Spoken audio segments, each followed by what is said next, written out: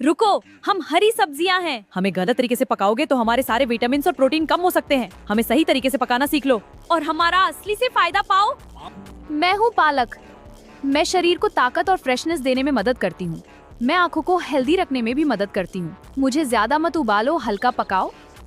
मैं हूँ मेथी। मैं खाने को खुशबूदार और टेस्टी बनाने में मदद करती हूँ। मैं डाइजेशन को सपोर्ट करने में भी मदद करती हूँ। मुझे हल्की आंच पर पकाओ और स्वाद का मजा लो। मैं हूँ लौकी।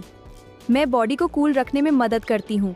मैं गर्मी में हल्का फील कराने में भी मदद करती हूँ। मुझे हल्के मसालों में पकाओ और फायदा पाओ।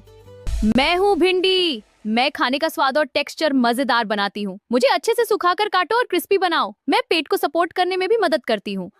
मैं हूँ ब्रोकली। मैं शरीर को हेल्दी रखने में मदद करती हूँ।